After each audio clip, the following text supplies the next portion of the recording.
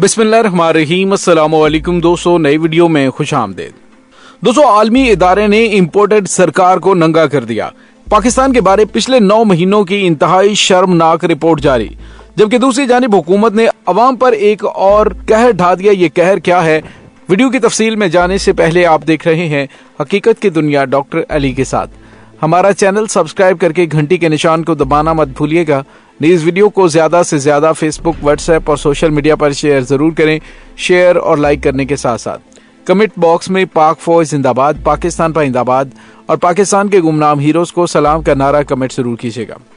दोस्तों, जब मुल्क के अंदर हालात इस नहज पर पहुंच चुके हो कि पाकिस्तान टेक्निकली डिफॉल्ट कर चुका हो, मुल्क के अंदर बेरोजगारी अपने उरूज को पहुंच चुकी हो, दहशत गर्दी और सियासी अदम इस्तेहकाम और मुआशी अदम इस्तेहकाम जारी हो और हुकूमत की प्रायोरिटीज सिर्फ अपनी मुखालिफ जमात के गिर्द घेरा तंग करने के सिवा कुछ भी ना हो, तो फिर मुल्क के यही हालात होते हैं।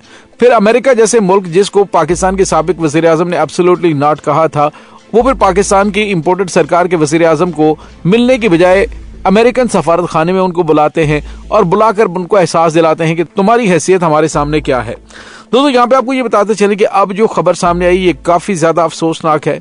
अफसोसनाक मैं इसलिए कहूंगा क्योंकि पिछले 9 महीनों के दौरान पाकिस्तान में रजीम चेंज ऑपरेशन के जरिए जो इंपोर्टेड सरकार पाकिस्तान पर मुसल्लत की गई है, इसने यूं लगता है कि एक सोचे समझे मंसूबे के तहत पाकिस्तान को इस नहज पर पहुंचा दिया है कि पाकिस्तानी अब सिर्फ एक वक्त की रोटी के लिए भी तरसना शुरू हो गए हैं।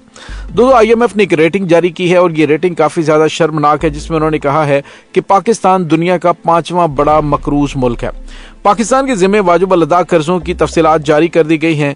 IMF के जारी करदा आदाद और शुमार के मुताबिक इस वक्त पाकिस्तान समेत दुनिया के 94 ममालिक पर IMF का कुल कर्जा 148 अरब 30 करोड़ 75 लाख 64,839 डॉलर है। इंटरनेशनल मॉनेटरी फंड का कयाम दूसरी जंग अजीम के दौरान 1944 में हुआ और IMF 190 अरकान ममालिक पर मुश्तमिल एक बैनुल-अक़वामी इदारा है।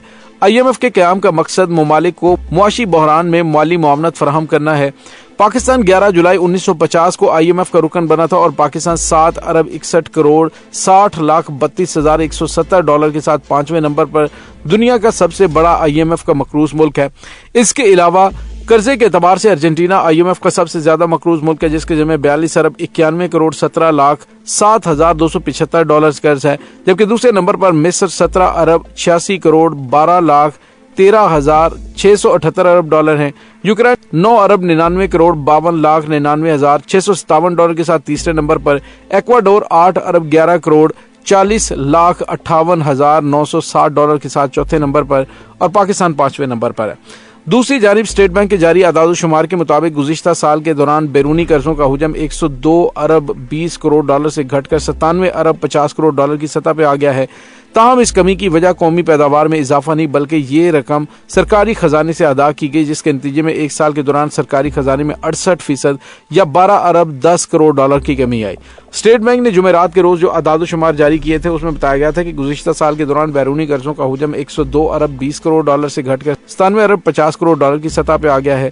ताहम इसकी वजह बिल्कुल भी ये नहीं कि पाकिस्तान की कौमी पैदावार बढ़ी है, बल्कि ये रकम सरकारी खजाने से अदा कर दी गई, जिसके नतीजे में पाकिस्तान का कौमी खजाना 3.25 अरब डॉलर के करीब पहुंच गया।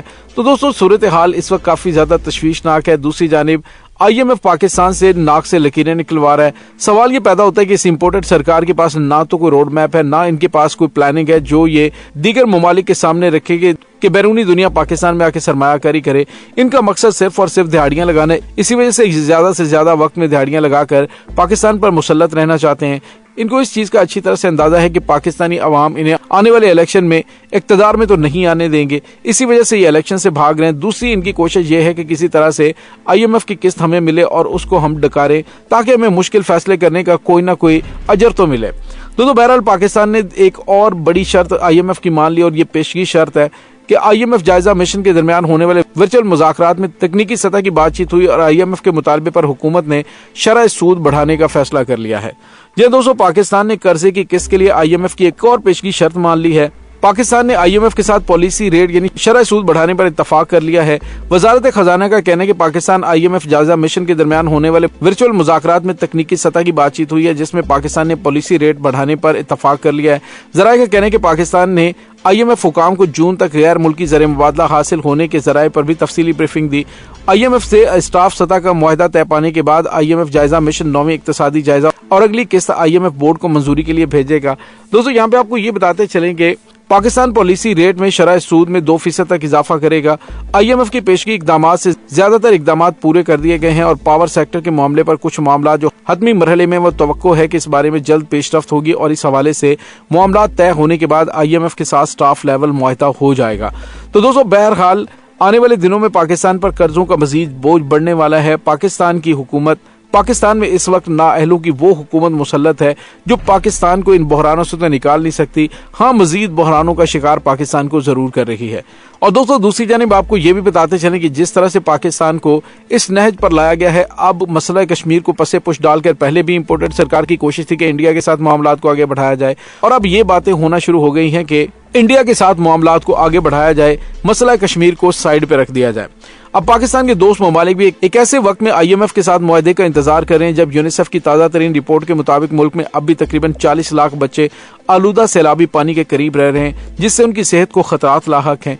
पाकिस्तान के अंदर की खबरें सुने तो वहां श्रीलंका जैसी सूरत हाल पैदा होने का चर्चा है। सवाल ये है कि ये एटमी हथियारों से लैस पाकिस्तान की ऐसी सूरत हाल पर अब ये बातें होना शुरू हो गई कि क्या इंडिया पाकिस्तान की इन हालात में मदद कर सकता है। तो दोस्तों इंडिया के वजीर खारजा जयशंकर ने हाल ही में एक ANI के एक प्रोग्राम में एंकर को इस सवाल के जवाब में कि पाकिस्तान के मौजूदा बहरान में पाकिस्तान का मुस्तकबिल क्या है, तो उसने कहा ऐसी मुश्किल सूरत हाल कोई भी अचानक और बगैर किसी वजह के नहीं आती। अब ये मुनहसर है कि आगे का रास्ता क्या होगा। हमारा रिश्ता ऐसा नहीं कि हम इस अमल में बराह रास्त शामिल हों या पाकिस्तान की मदद करें। उसने कहा कि अगर हम श्रीलंका से मुआवजा करें तो मैं कहूंगा कि ये बिल्कुल एक मुख्तलिफ रिश्ता है। श्रीलंका के साथ हमारे दोस्ताना ताल्लुकात हैं। इस वक्त पाकिस्तान में डिफॉल्ट होने का खतरा जाहिर किया जा रहा है। मुल्क के वजीर दिफा ख्वाजा आसिफ तो ये कह चुके कि पाकिस्तान डिफॉल्ट कर चुका है।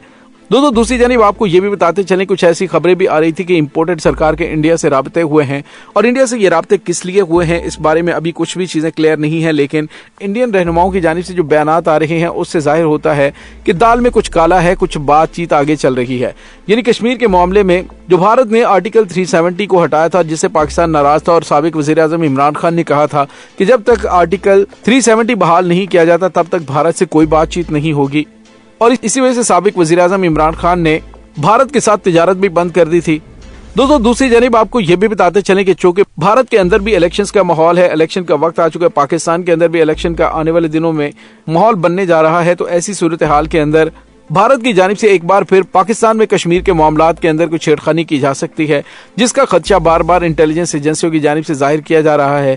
तो दोस्तों इस तमाम सूरत हाल के अंदर इंडिया की तरफ कदम बढ़ाना इस हुकूमत की एक और बड़ी गलती होगी अगर ये इंडिया के साथ आगे बढ़ रहे हैं तो, क्योंकि पाकिस्तान की कौमी पॉलिसी से हटकर अगर जाती मुफादात के लिए ये आगे बढ़ना चाहते हैं तो इससे पाकिस्तानी अवाम में मजीद गम गुस्सा फैलेगा। दोस्तों इस तमाम सूरत हाल के बारे में आपका क्या कहना है, कमेंट सेक्शन में अपने ख्यालात का इजहार जरूर कीजिएगा। इंशाल्लाह बहुत जल्द मिलते हैं एक नई वीडियो में, तब तक के लिए अपना बहुत सारा ख्याल रखिएगा। पाक फौज जिंदाबाद, पाकिस्तान पाइंदाबाद, पाकिस्तान के गुमनाम हीरोज को सलाम, अल्लाह वारिस।